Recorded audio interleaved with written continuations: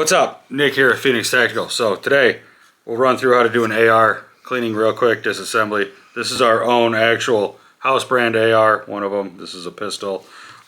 We offer different ones like hunting ones or regular 5.56 or 300, and we do have AR-10s as well. So I'll show you how to take this apart real quick, clean the necessary stuff, and go from there. Alright, so first step, obviously, no magazine in the weapon. Second step, make sure the chamber is empty, which it is. Alright. Now, flip it over, push your one pin, pull it up, lower receiver, upper receiver separate. Push your front pin, which, yeah, might be a little tough. We'll get a little help here from a screwdriver. Here we go. Okay. Lower off, ready to go. So this one is not very dirty in here, but usually you don't ever have to remove your trigger group unless you know it's really filthy. But so we'll show you, we'll drop some oil in there later, but right here first. So your upper, way it comes apart is basically grab your charging handle, yank rearward. It'll stop, bolt will fall out, charging handle will come out next. There's two little detents. It just goes in and falls through the hole. So easy enough on that. So alright, disassembly of the bolt here. It's pretty straightforward. There's a cotter key right here. You wiggle cotter key out like so, and then tilt it backwards, and your firing pin should fall out of the bolt carrier. Then on that you twist right here, pull this out of the weapon. Once you do that, there's your bolt. Okay, so now clean up. We'll clean up in here a little bit, and then we'll clean up our firing pin, and we'll check our gas rings, make sure those look good and they're nice and free of carbon and stuff like that, and we'll get her cleaned up and put her back together. So wipe her down with a little bit of solvent on a rag here and get that, and we'll check and make sure our gas rings right here are all moving properly and aren't damaged or anything like that or full of excessive carbon. So these look pretty straightforward. They look pretty good. So nothing really major there. Sometimes you will need a pick if you shoot excessively to scrape the carbon off the base right here or in the front, because it will get excessive, especially if you're running the weapon suppressed. With an impedance system, it does get a lot more dirty than a piston-driven AR. So, all right, so let's get to cleaning here. So clean and inspect our firing pin. There we go. Make sure we don't have no abnormal wear on it or anything like that, or make sure the tip is still pretty good. This one looks fine because we just put this one together, so we shouldn't have any issues.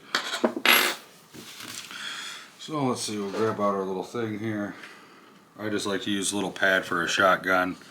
Clean it out, wipe it around, make sure everything looks good inside of there. Don't really see no excessive carbon. If there is, sometimes you wire brush it, you know, get her all cleaned out good. So, alright, we will put this one back together now. So, easy enough. Take the front, slide it in, orientate, and then you want to make sure your ejector is facing the outside so it throws it out. Take this, turn it sideways, it'll fall back into its hole, twist it so it goes back, because there's the hole in the middle and the firing pin actually goes through there. Then you'll flip it up, drop your firing pin in like so, push firing pin forward, take your cotter pin, flip it over, put your cotter key back in its hole right here. We can get this one to go back in. Must be tough when it's new. There it goes. Okay, so get that all lined up here. We'll get her to go all the way through. Takes a second sometimes. There we go. Okay. Once that's back and forth, make sure it moves back and forth nicely. Everything looks good there. So that completes your bolt. So then on this, pretty much it's straightforward. You just clean your star chamber out. They do make specialized pads that are star chamber shaped, but we don't really have any of those here, so just use a Q-tip and some solvent, and we'll get in there and clean that all out. Once you got that to a satisfactory, once you are happy with how it looks,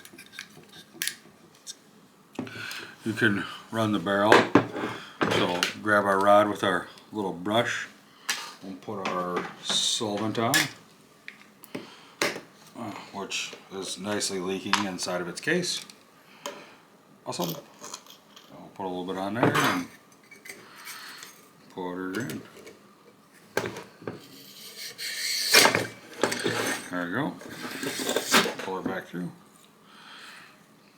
Take that off. You might have to do that a couple times depending on how many times you have shot, but like I said, this gun hasn't been shot that much, so it's not very bad. We'll grab our little patch and push her on down. If I grab the right size thing, that might help. So we'll push the patch up and down, seeing how it looks. Oh, not bad for, like I said, this one's pretty clean, so. But you do that a couple times till they come out nice and clean, and you'll have a very nice and clean weapon. So that's normally about as far as you go for a field stripping and cleaning, unless you want to get crazy and take off your gas cylinder and stuff like that, but we'll show you that in disassembly in a later video of complete disassembly of an AR. So now you set your bolt back in your charging handle, which there's two little tags on it right here. You set that in and then you push down and it falls through the two little detents, and then it rides on the top like so. Put it in, just set your bolt with your gas tube inside of it, push it back shut like so, and then I usually drop in some oil on the sides and stuff like that, and then take a little bit of oil, drop it in the trigger group with a little dropper, not too much is needed. So put this back in our thing. There we go. So this all looks nice and clean in here. So now all you would do is put your front pin back on, push her back, close her down, put your rear one back in, and then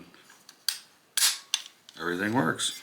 So that's basically on your basic way of field stripping and cleaning an AR. So in later videos we'll show you how to take the gas block off and gas tube, and maybe how to install some different high performance triggers and stuff like that. So there you go.